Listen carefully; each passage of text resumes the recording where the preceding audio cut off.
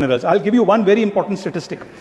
हमारे जो solar panels है, जो विंड टर्बाइंस है, उनकी life span is 20 to 30 years. In the next few years, all over the world, wind turbines and solar panels, their lifespan will come to an end, will start coming to an end.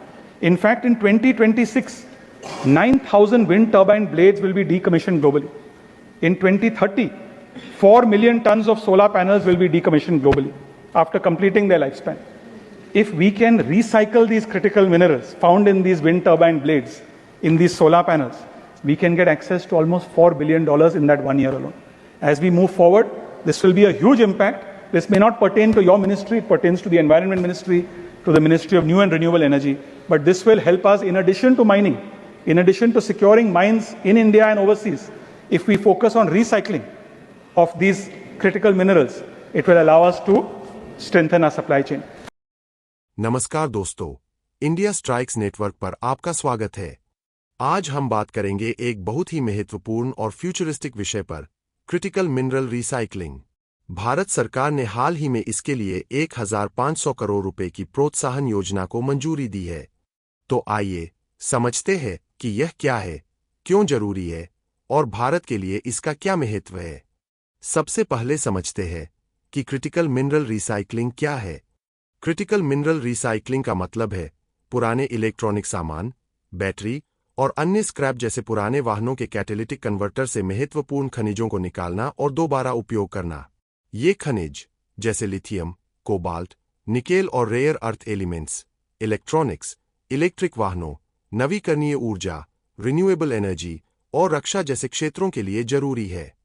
Recycling से हम इन खनिजों को बिना नई खदानों के प्राप्त कर सकते हैं, जिससे संसाधनों का संरक्षण होता है। आज दुनिया तेजी से ग्रीन एनर्जी और प्रौद्योगिकी की ओर बढ़ रही है।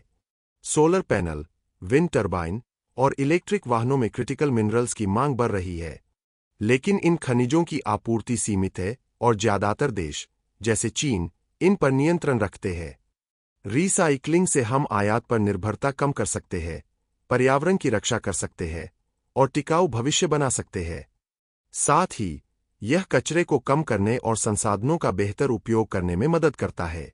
वैश्विक स्तर पर चीन, जापान, दक्षिण कोरिया और कुछ यूरोपीय देश जैसे जर्मनी और बेल्जियम में क्रिटिकल मिनरल रिसाइकलिंग की एडवांस तकनीक और बुनियादी ढांचा मौजूद है। ये देश पुराने इलेक्ट्रॉनिक्स और बैटरी से खनिज निकालने में अग्रणी है। हालांकि वैश्विक रिसाइकलिंग क्षमता अभी भी मांग की तुलना में कम है। भारत में रिसाइकलिंग का बुनियादी ढांचा यानी कि बेसिक इंफ्रास्ट्रक्चर अभी प्रारंभिक चरण में है। कुछ कंपनियां जैसे हिंदुस्तान जिंक और ग्रेविटा इंडिया इस क्षेत्र में काम कर रही है, लेकिन हमें और अधिक निवेश, तकनीक और स्केल की जरूरत है। भारत सरकार की यह नई योजना इसी दिशा में एक बड़ा कदम है। 3 सितंबर 2025 को प्रधानमंत्री नरेंद्र मोदी की अध्यक्षता में केंद्रीय मंत्रिमंडल ने 1,500 करोड़ रुपए की इंसेंटिव स्कीम को मंजूरी दी। यह योजना नेशनल क्रिटिकल मिनरल मिशन का हिस्सा है और 2025 से 26 से 2030 से 31 तक चलेगी। इसका उद्देश्य रिसाइकलिंग की क्षमता बढ़ाना है, खासकर ई-वेस्ट, लिथियम आयन बैटरी और अन्य स्क्रैप से खनिज निकालने के लिए। अगर इसकी प्रमुख विशेषताएं देखें तो उनमें आ जाती है नई और मौजूदा रिसाइकलिंग इकाइयों के लिए पूंजीगत और परिचालन सब्सिडी, बड़े रिसाइक्लर्स के लिए 50 करोड़ और छोटे रिसाइक्लर्स या स्टार्टअप्स के लिए 25 करोड़ तक की सब्सिडी। इसके तहत 500 करोड़ रुपए छोटे रिसाइक्लर्स के लिए आरक्षित किए गए हैं और इसका लक्ष्य है 270 किलो टन की वार्षिक रिसाइक्लिंग क्षमता, जिससे हर साल 40 किलो टन क्रिटिकल मिनरल्स प्राप्त होंगे। आइए अब जानते हैं भारत की अर्थव्यवस्था को इससे कैसे मदद मिलेगी।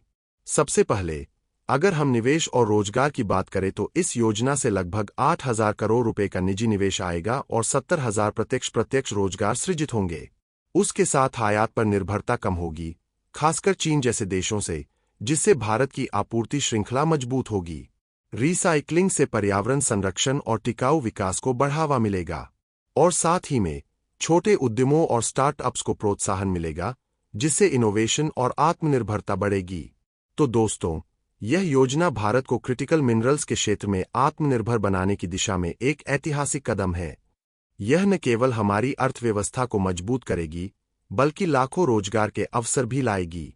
आइए इस पहल का समर्थन करें और भारत को एक आत्मनिर्भर राष्ट्र बनाने में योगदान दें। आपको ये खबर कैसी लगी, हमें कमेंट करके जरूर बताएं। वीडियो को लाइक करके चैनल को सब्सक्राइब करें और बेल आइकन दबा दें ताकि आपको ऐसी खबरें मिलती रहें। स्क्रीन पर दिए गए QR कोड को स्कैन करके हमको सपोर्ट जरूर करें ताकि हम खबरें और विश्लेषण आपके लिए और भी तेजी से लाते रहें। मिलेंगे अगली खबर में, तब तक के लिए जय हिंद, हर हर महादेव।